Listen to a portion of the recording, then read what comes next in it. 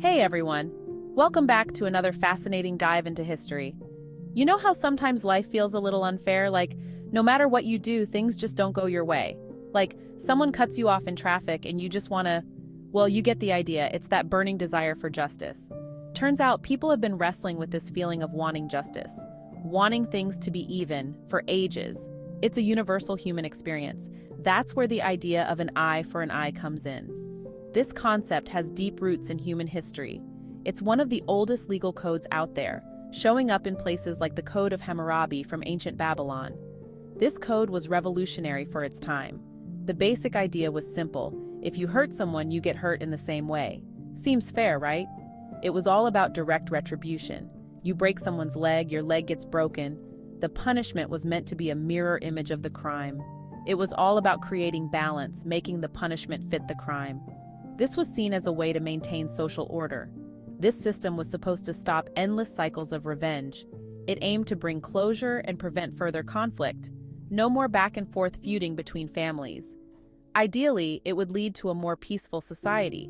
But here's the thing about an eye for an eye. It had its problems. It wasn't a perfect system by any means. What if the punishment couldn't really fit the crime? Some offenses are just too complex for simple retribution. Like, what if someone stole something or spread nasty rumors? These actions are harmful, but how do you measure the exact retribution? It's hard to figure out an equal punishment for everything. The system struggled with these nuances. Plus, this system could be harsh and unforgiving. There was little room for mercy or understanding. There wasn't much room for understanding why someone might have done something wrong. Compassion and context were often missing from the equation. Fast forward to today, and our legal systems have evolved a lot. Over the years, we've seen significant changes in how justice is administered. We've moved away from that strict eye for an eye mentality, which was more about retribution than anything else.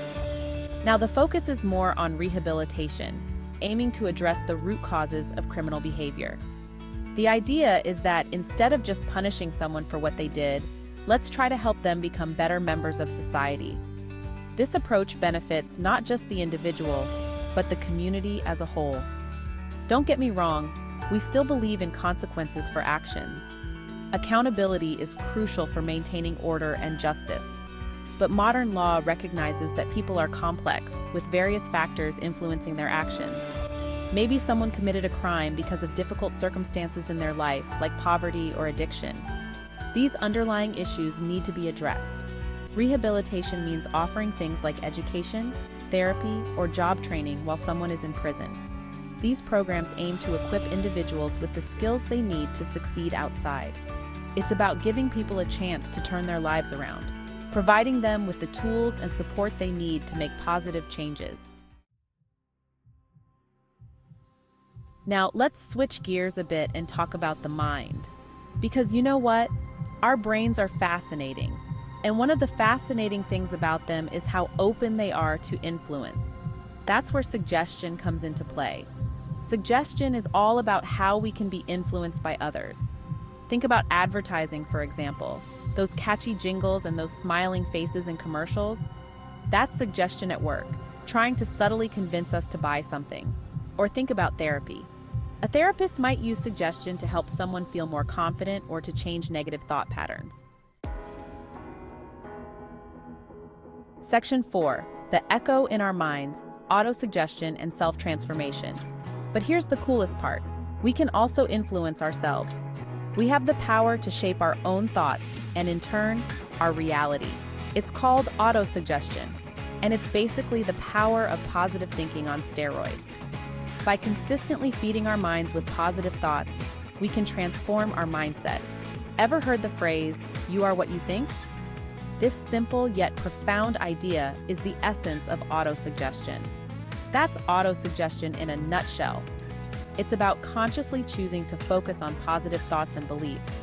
When we repeat positive affirmations to ourselves, we're using autosuggestion to rewire our brains, to believe in ourselves and our abilities. This practice can lead to profound self-transformation. Think about it like this. Imagine your mind is a mirror. It reflects whatever you project onto it. Every time you have a negative thought, it's like you're throwing a little bit of dirt on that mirror. Over time, it can become clouded and distorted. But when you practice autosuggestion, when you flood your mind with positive thoughts and affirmations, it's like you're wiping that mirror clean. You restore clarity and positivity, allowing your true self to shine through. Section 5. From Ancient Laws to Modern Minds, a Tapestry of Influence. So, what have we learned today, folks? Well, we've come a long way from the days of an eye for an eye. Our legal systems are more focused on rehabilitation, recognizing that people can change. And when it comes to our minds, well, we've learned that they're much more malleable than we often realize. Both external suggestions, like advertising, and internal suggestions, like our own thoughts, have a powerful impact on who we are and who we can become.